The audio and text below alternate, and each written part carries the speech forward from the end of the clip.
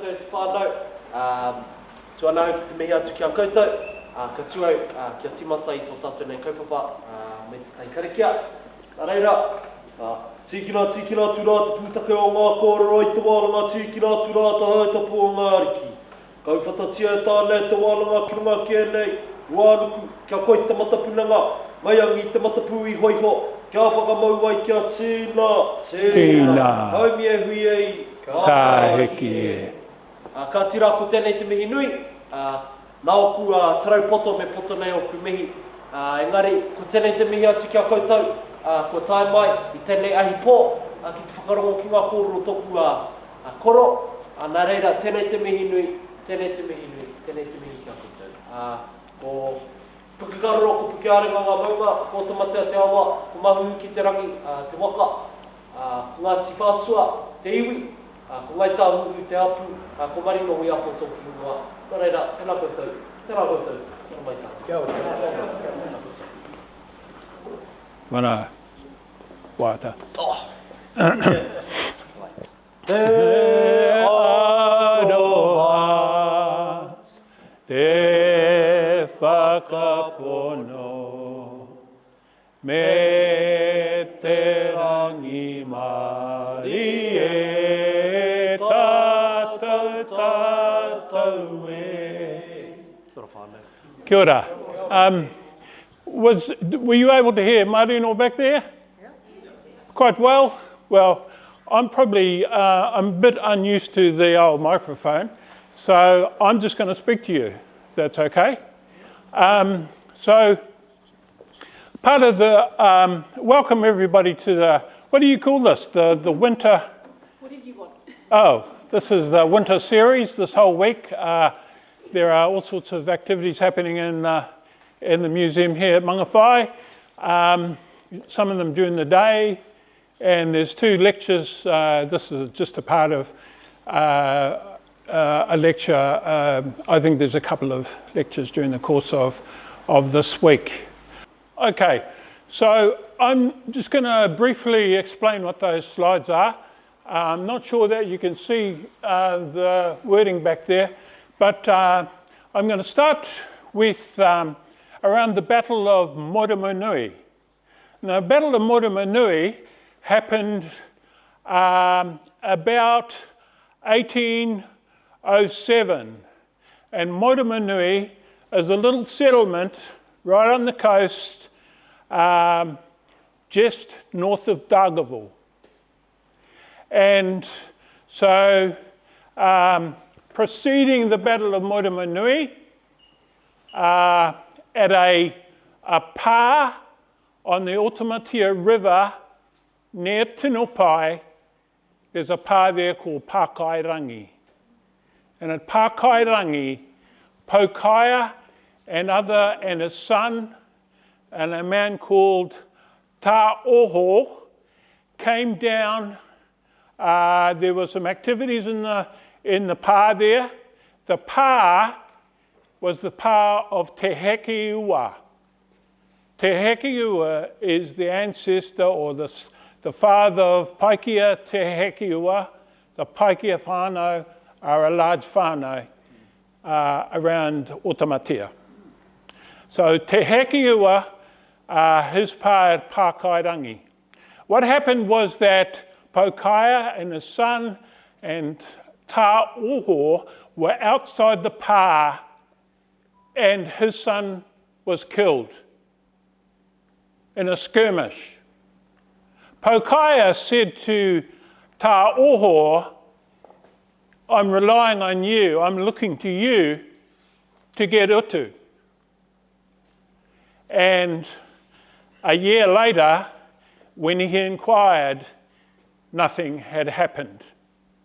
So Pokaia, Tā Oho hadn't fulfilled that obligation, that tikana obligation. And so Pokaia declared war on the people, on Tā Oho's people, and also declared war on Ngāti Whātua and Turi o Hau. And at Ranganui, Ngā Pui were walking down the beach.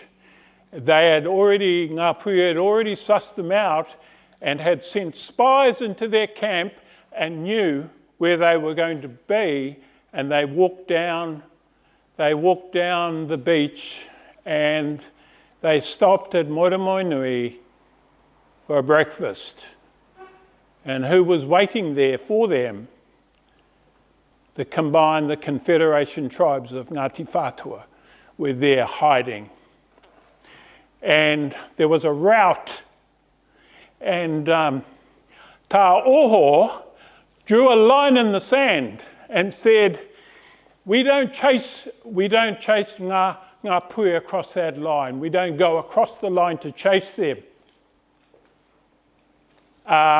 Because Tā Oho and Ngāti Whātua, we're related.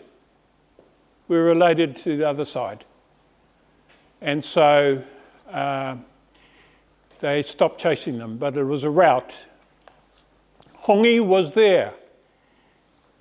It says he was a young man, but I did a bit of a calculation. He was 30. He was 30. But anyway, what he witnessed there, I guess, fermented the hate that he had for us, for Ngāti Whātua.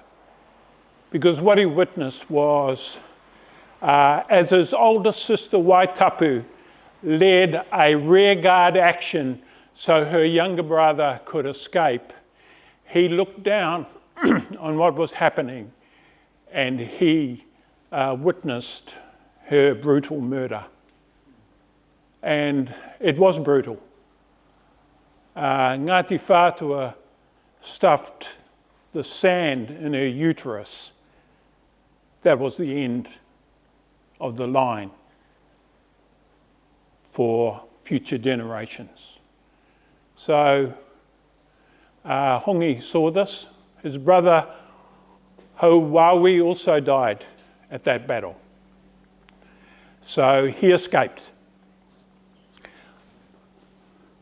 Okay, we'll go to the next one. So that's the battle site. Pretty amazing place. All right. That's the monument there. Go again.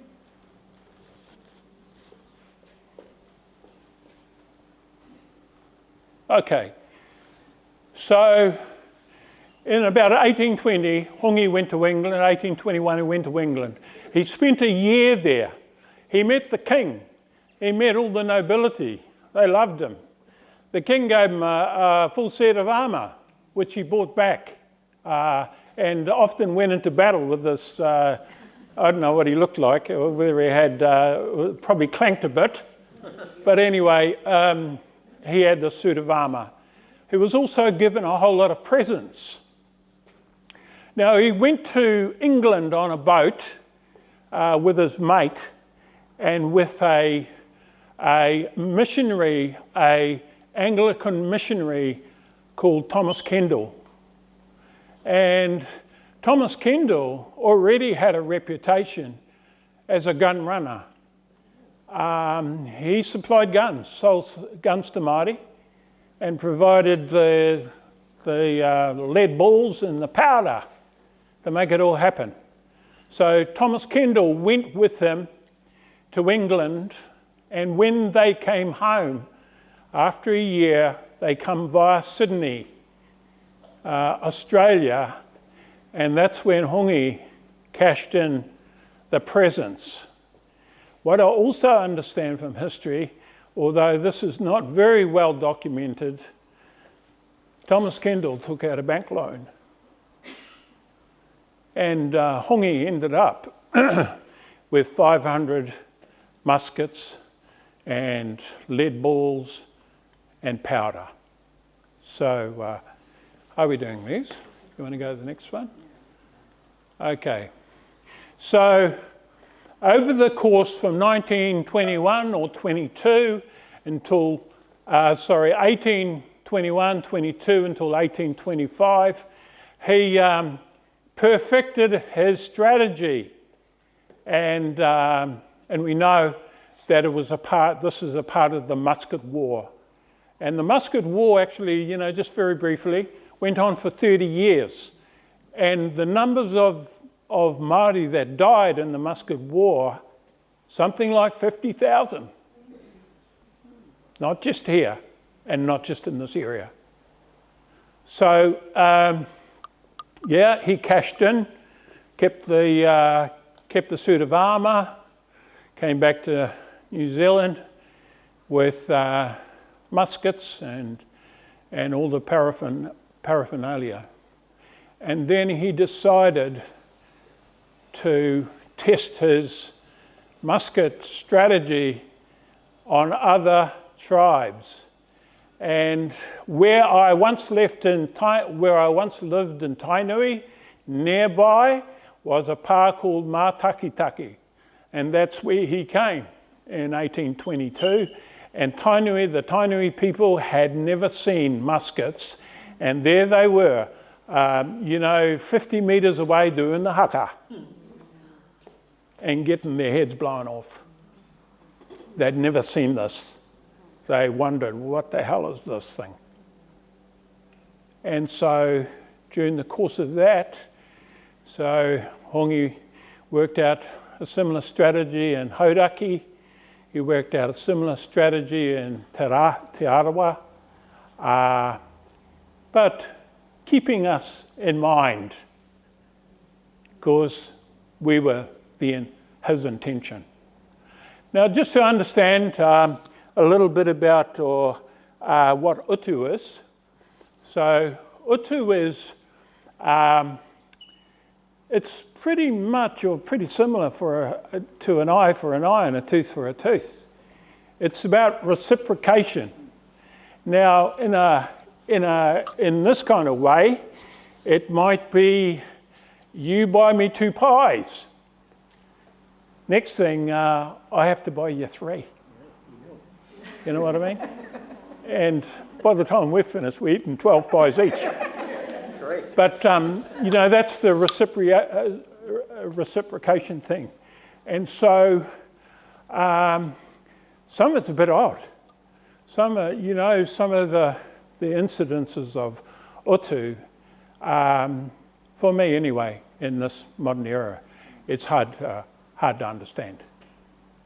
But utu was the principle there, and because of the death of his brother and his sister, he had a utu claim on us.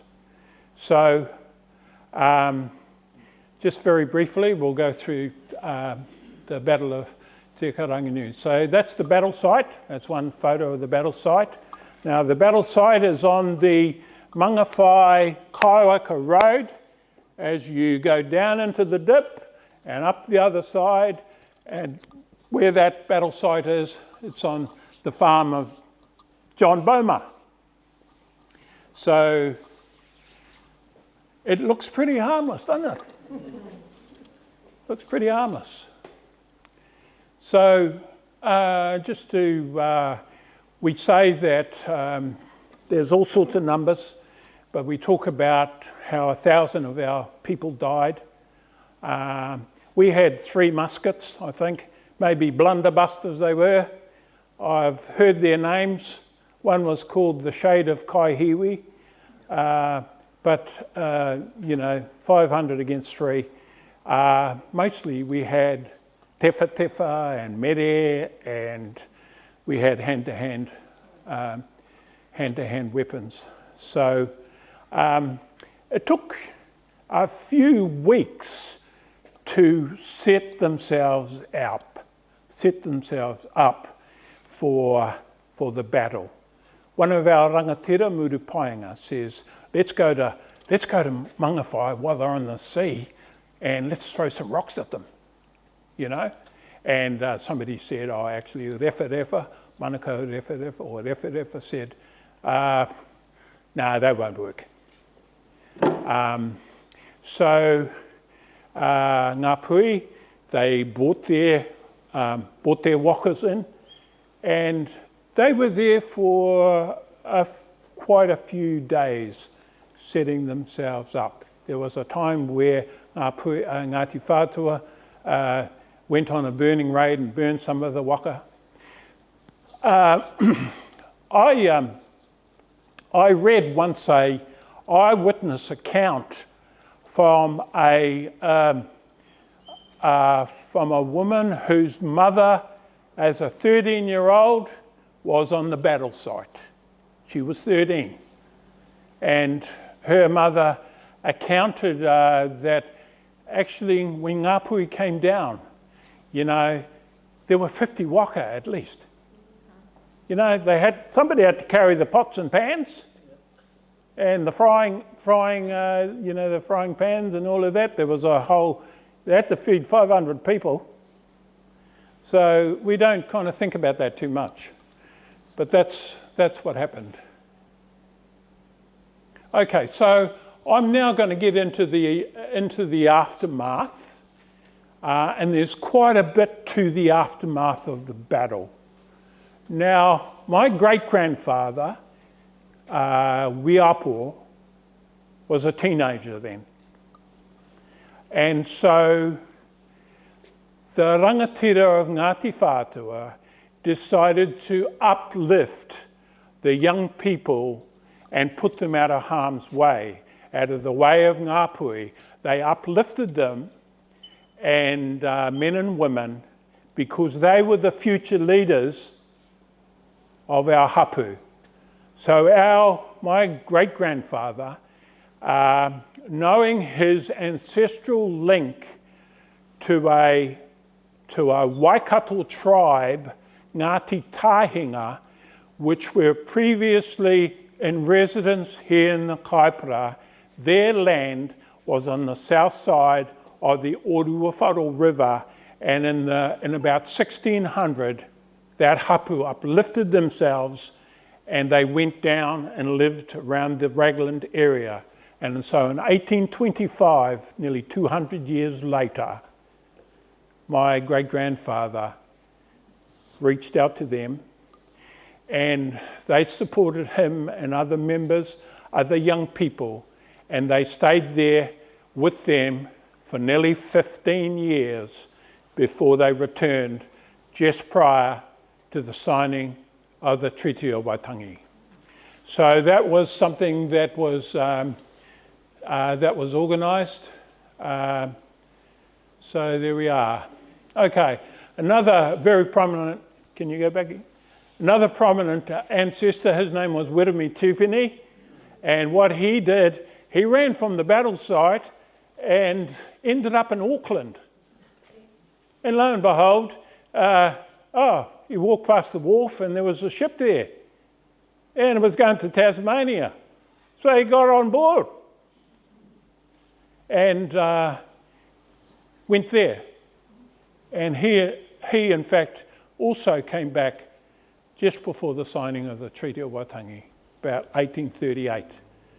But what he brought back also, he brought back the rongo pai. So what that means is that while he was away in Tasmania, he was converted to Christianity and he brought back the good news. So, interesting. Okay. Gentleman called Haututu Tuarua, or Haututu II. He was killed on the day of the battle. He wasn't at the battle. He was visiting his grandfather with other people living in that community. When our warriors decided this battle's lost, we better take off, a whole lot of them ran through the camp where these old people lived and where Haututu Tuarua was there. He was there visiting. And as they ran, Ngāpuhi was running right behind them, and they stayed long enough to kill all those people in that community. Now, I don't know if you know Otioro Road. That's where that happened.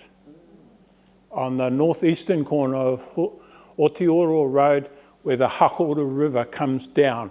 They were there, those old people were catching eels for the winter. and they were killed. All right, please. Oh, okay. Can you go back, sorry? So what happened to Haututu was that he was taken down the river to his papakainga, and the papakainga of Haututu is now where Kakaraia Church is and where the Urupā is there. That was his papakainga. Ngāpuhi hung him to a tree and cannibalised him. And in the next generation, his son, when the church was built, and for the people of that time, they wouldn't go into that church because it was tapu. And so when they were finally persuaded to go into the church, they used to put their worldly goods outside the gate, their tobacco, their pipes, whatever else they had, money maybe. They put it outside the gate. Eventually, Aramakaraka Haututu, the son of Haututu, he eventually, but it was hard. It was difficult for him because that was the papakainga where his father was cannibalised. Okay, next. Of that, so that church there was built in about 1874. It's beautiful to go in. You feel the wairua of the place. What's significant about that church also, just a side issue, is that in 1918, during the time of the Spanish flu, the church was where we kept our dead. So was the morgue. So behind there and up the other side of the hill is the Urupā. Okay, next one. Okay, so that there is a picture of Mātangi Huanui. And in 1825, there was a group of Mai Tupuna who went to live there. Post the battle, for months on end, Ngāpuhi were going up and down the river hunting us down. They didn't go home. They were coming up and down the river. Hongi's son, oldest son, Hari Hongi, was killed at the battle, and he was infuriated. And so he didn't take any of us prisoner. He just killed us. And so they went up and down the river, up and down the river.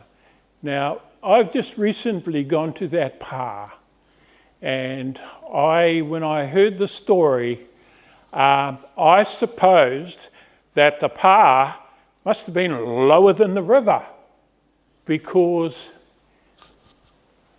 nobody could see them. Maybe they were lower than the river. But actually, Mātangi Huanui pā is so high that nobody can see them from the river. They can see the river all the way. It's just an amazing place to visit.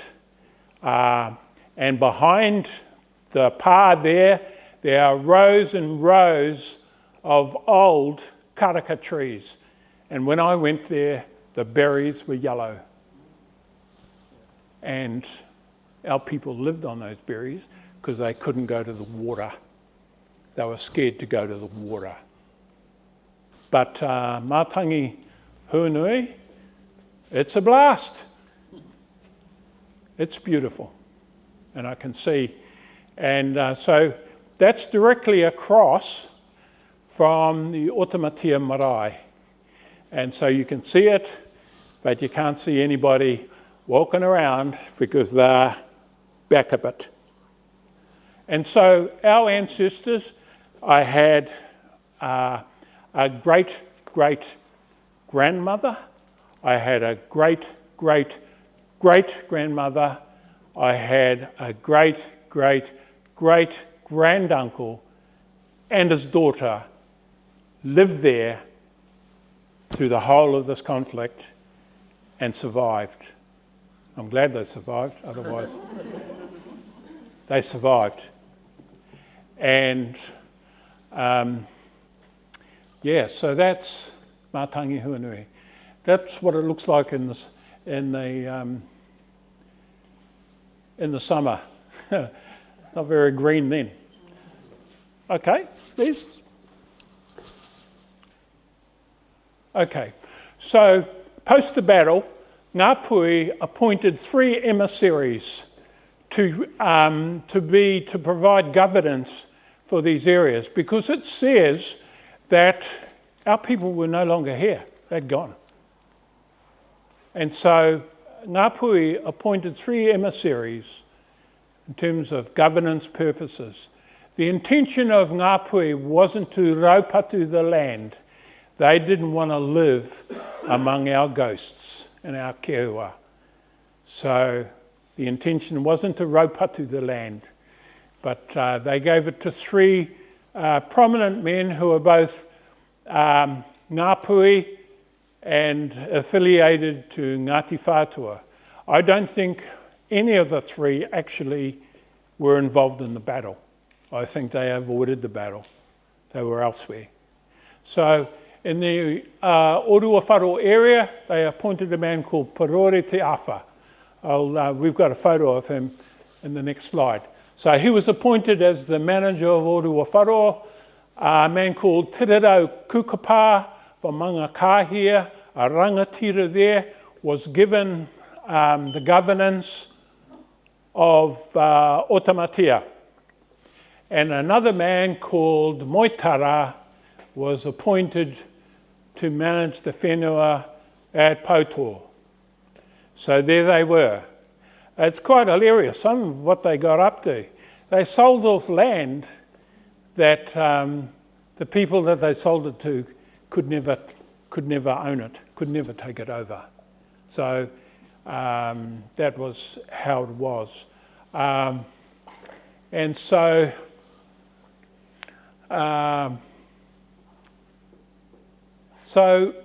in terms of Te Ika-a-Ranga-nui, who managed the Otamatia whenua, he was actually the first cousin to Paikea Te Hekiua.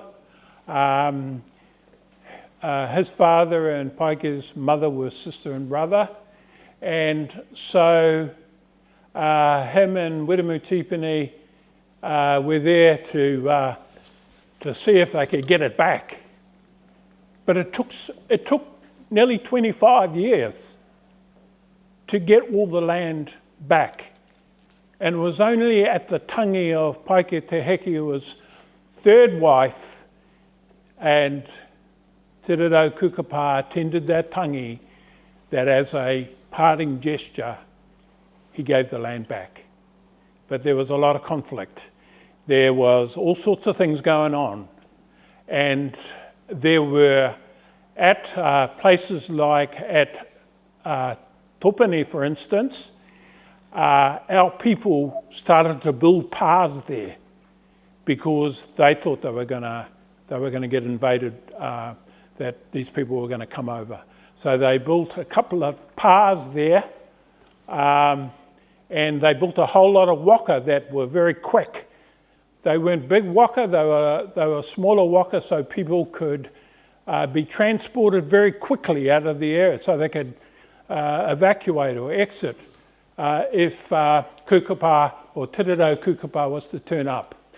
All right. Okay, so the man with the patu, that's Te Ika-a-Ranga-nui. And the other man is Parore Te Awha. They were powerful men of their time. They had, paths and people and very wealthy. Actually, Kukapa, Te Ika-a-Ranga-nui, when Johnson came here to buy as a part of the Mangawhai purchase, Kukapa did a bit of, Te Ika-a-Ranga-nui did a bit of a swindle. Said, out in the bar, my cousin drowned, so give me £100. He was a fairly dominating kind of man and got his way. All right. So the gentleman on the left is Paikea Te Hekiua, and he was a rangatira at the time of that battle. The other man, Aramakara Haututu, was only about 10 years old. He went to Raglan as well to live post-battle. Okay, so I'll just remark about that a little bit. In 1853, Johnson, a man called Johnson, was sent up to Mangawhai in relation to the Nova Scotians, Scottish people who were the descendants from the Battle of Culloden. They had settled in Canada, in Nova Scotia. And so a man called Norman MacLeod, he petitioned George Grey, the Governor General. We want to come your way. Can you find us some land? So what happened was that George Grey sent a man up here called Johnson, and he bought quite a lot of land. He bought maybe 31,000 acres in Mangawhai, maybe 28, maybe 25. Nobody surveyed it. There were 3 blocks involved in that.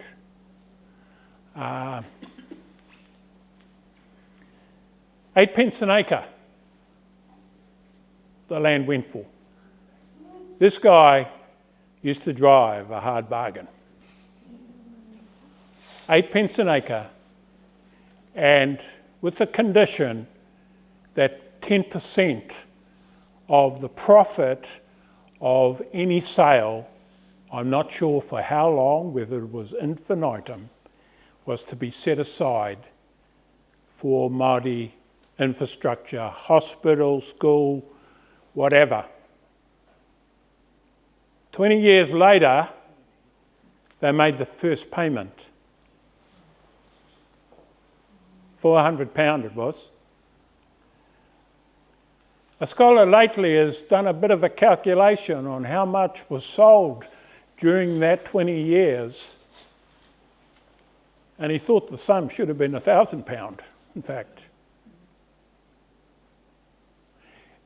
In 1918, my grandfather went to the High Court because they only got one payment. Went to the High Court to figure out where's all the money? Who's paying? Where's the money? And unfortunately for him, he died in the Spanish flu in November of that year. No court case. And it's never been investigated.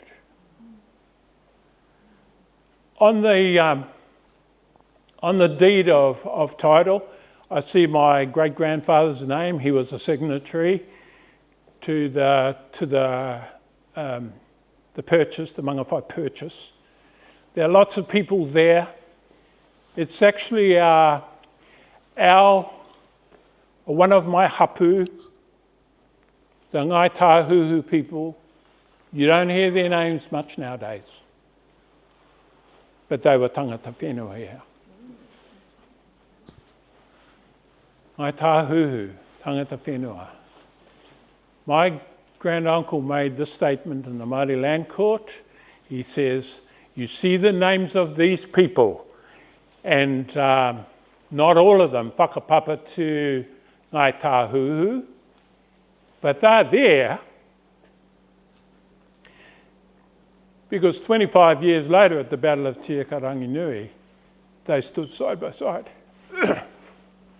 That's why they're there.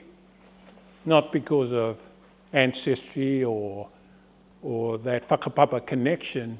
It's about friendship, because they went through hell.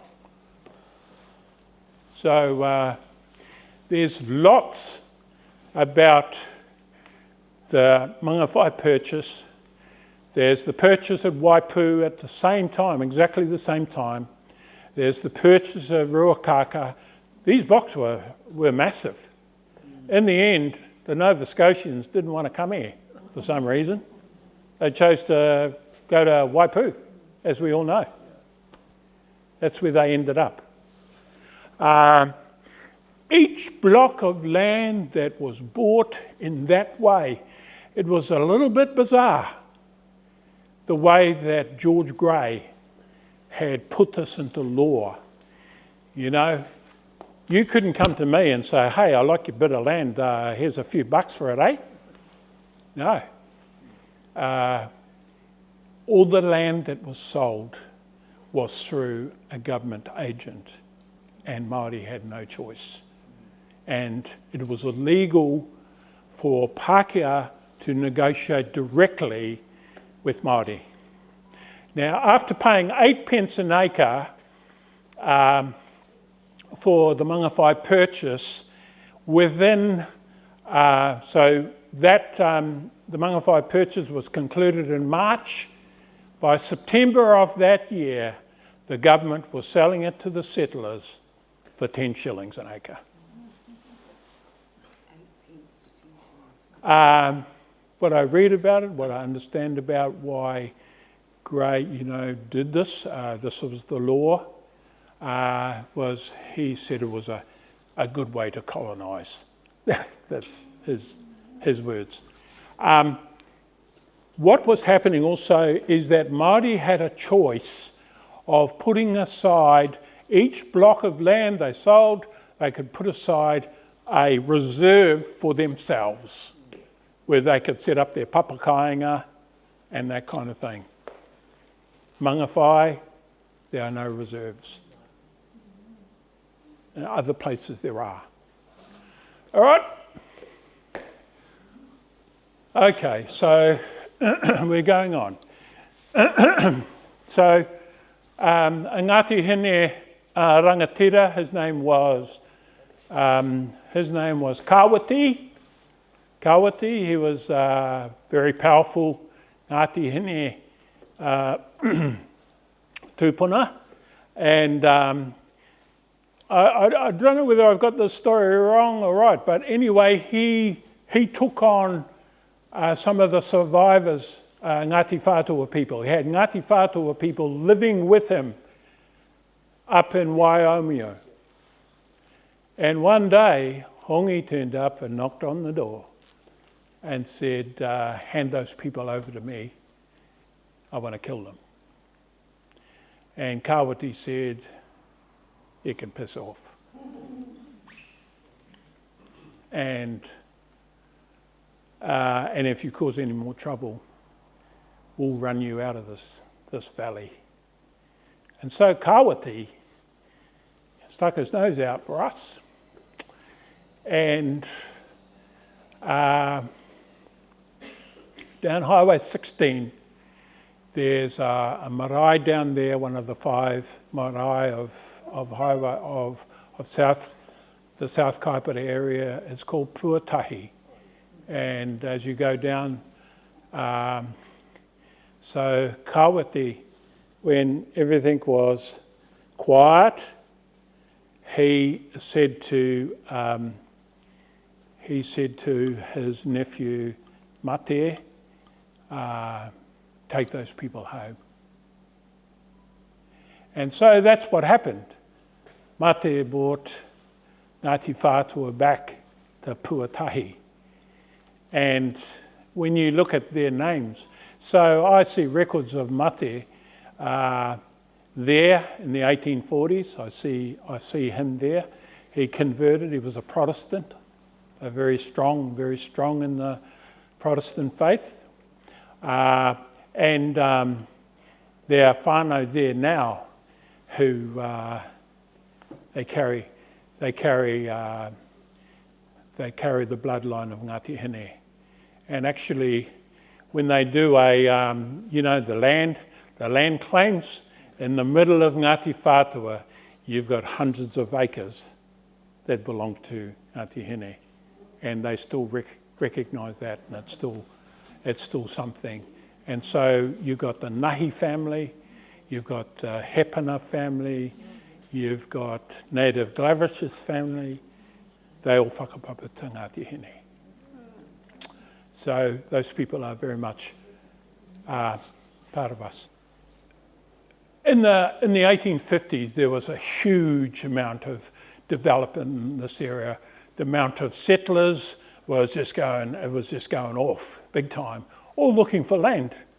And then in the Kaipara area, you had the Catholic missionaries that used to come into the Kaipara area. A man called Garden. He was around just after the Treaty of Waitangi. He used to come in there. In the 1850s, starting at Waingohe in Uruwawharo, there was a mission station there, built there by a man called William Gettos. And then a little later, he moved down, and his house is still there. People still live in that house down Rangiora Road, just off Oneriri Road. So that's William Gettos. He was an autocrat. He did all sorts of things. And he was, Māori looked to him. They looked to him because he gave them the ability to explore and navigate the Pākehā world. He was, those tūpuna of mine at that time, they didn't speak English, and he was fluent in the reo. So that church, Kakara, he was the one who built that church. He was a Wesleyan Methodist. And he was a real estate agent 5 days of the week. And he was the priest the other, maybe only 1 day of the week. Maybe he had 1 day off. But he was responsible for selling and facilitating a huge amount of land being sold. And he was an autocrat. And there's a not so good picture of him and his family. William Gettos. He was a tyrant. That's the church when it was a little bit run down. The top story was rotten, so they had to it's only got one story on it now. Okay, next one, please.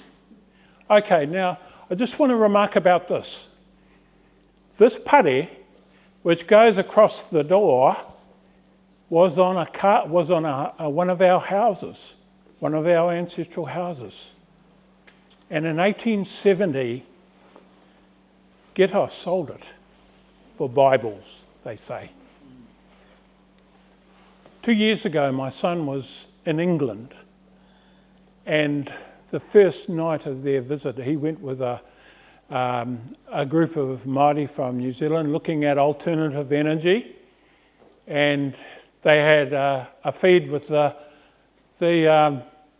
High Commissioner of British High Commissioner, which was Phil Goff. And my son said, can we go and see this? This is our taonga. So what happened was that they ended up in the bowels of the British Museum where this taonga was wrapped up in a piece of whatever, not on display. And when my son looked at the book of all the people who had visited this taonga, nobody had been there since 1870. They were pretty much the first people to turn up, him and a friend, both from Ngāti Whātua. That's the thing I want to challenge Te Ori o Hau, our hapu, to get this back. It's not doing any good in the bowels of the British Museum. We want it home. All right, Liz. This year is the 200th anniversary of the Battle of Te Ika-a-Ranga-nui. And on the 15th of March, at about 4 o'clock in the morning, you know, sleep in our eyes, it says 1,500 people turned up.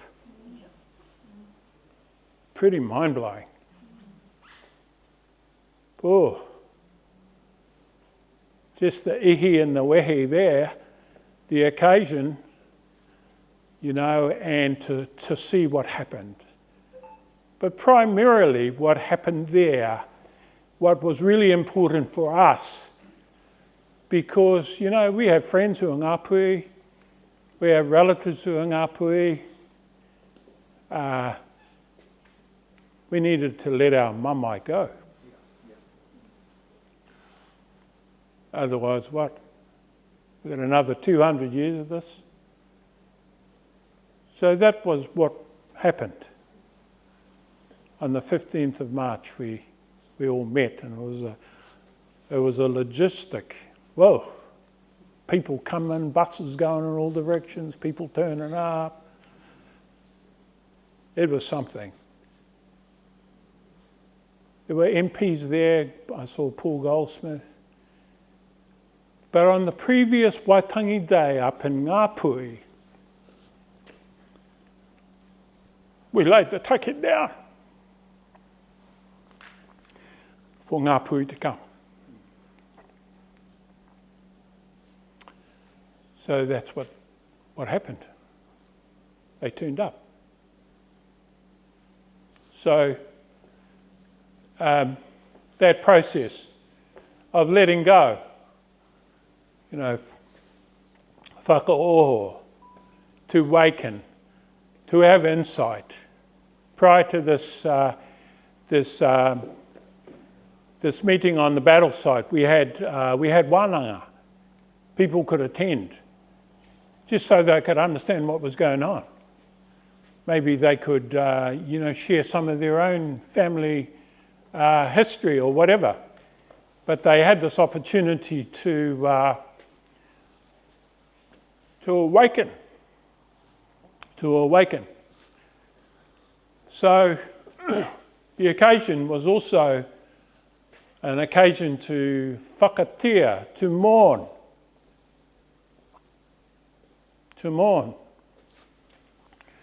And then whakawātea is to clear the way.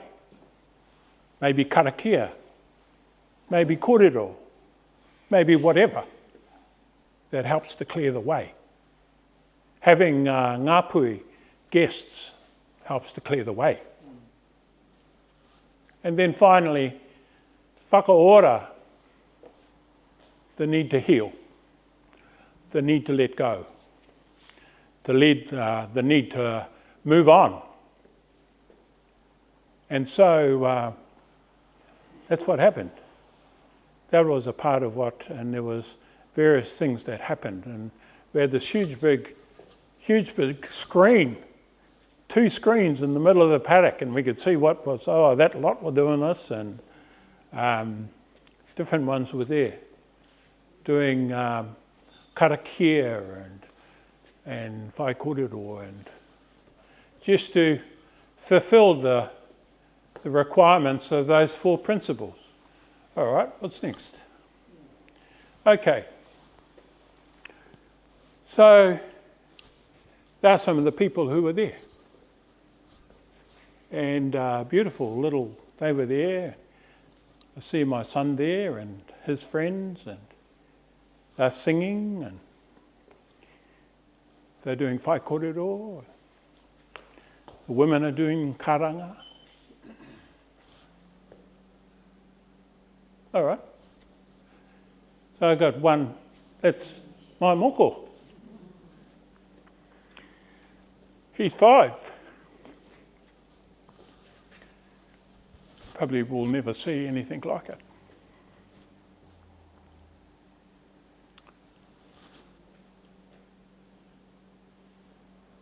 Well, that's my presentation.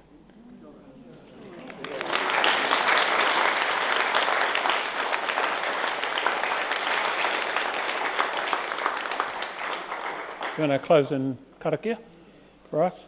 This is my grandson, by the way, and he comes along to these things just so he can learn. He's learning fast too. Kuninga uhi atu rā te putake o ngā kōrero i te wānanga uhi atu rā te hau te pō ngā riki. Whakairi ai rongo kia paitara whare kia whakamau ai kia tīna. Haumia hui ei. Thank you. I don't want to talk for long because I'm sure we want to try and steal a moment with Matua Herby. But I want to express my thanks and take a moment also to thank Matua Roy, who asked for this to happen, which I think is a beautiful thing. He said this is a story that we should keep telling, even though the commemoration and wānanga took place. Every opportunity, every space that we talk about it in exposes more people to the kōrero, which I think is really important. So thank you for the suggestion, Matua Roy. Because of you, we're here today. And because of you, Herby, there's all this effort put into this. And he also had issues this week. He lost some of his work and had to get it back, and he had a very full day today and stood up here on a hard concrete floor in winter to give this to us. So we're going to paki again, of course, and then feel free to linger a little bit longer. You don't have to rush to leave. So thank you so much, and thank you Marino as well.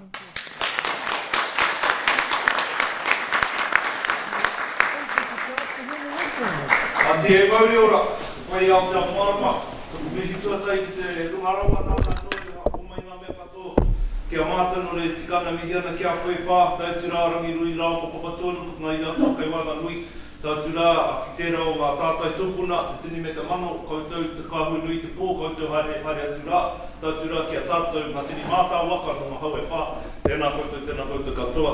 Ma pakutu tēnei te tuatu te mihi atu kia koe te rangatira o Matua Herby, mo tō kōrero rangatira e pāna ki ngā tini mātua tupuna, nā ta tono moe e ku whānau, kuia nei e te kainga e mea nei tikana e roto i ngā tikanga, me whakahoki a ngā mihi kia tika, no reira anei te pakutu kia koe, tautu kia koe te Matua Roi, mo tērā whakaaro nui, ai tikana te kōrero, me kōrero tia tonu tātou, e nei o ngā kōrero o te kāinga nei, kia mōheo whānui, tia nei, ngai Māori, ngai tauiui, ngai aha rānei, heha ngā pūtake, heha ngā kōrero, ngā tūpuna, o ngā heroes me ki rā o tēnei wāhi, me ngā pikinga, me ngā hakinga, kia mōheo whānui tia i te kōrero o te whenua, o ngā maunga, o ngā pai awa o te mga tēnei moana o te Mangawhai, no reire tikana, e tūpoto tēnei uri anō, no te taitokarau, no hongi mā, no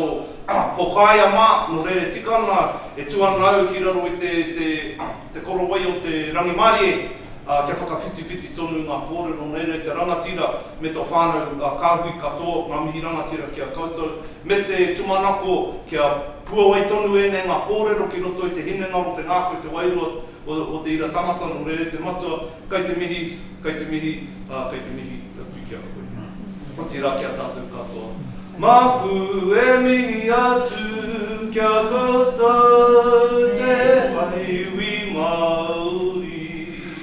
No reira, tēnei te mihi, kia koutou, kia orara, ka tangi te manu, ti ori ori, ka tangi te ngā kautangata, no reira, tēnei te mihi,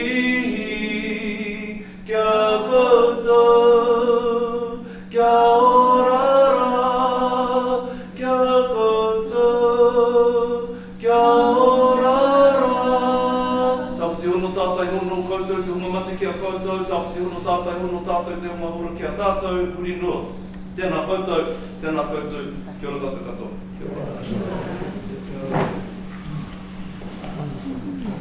Yes, very wonderful. Thank you.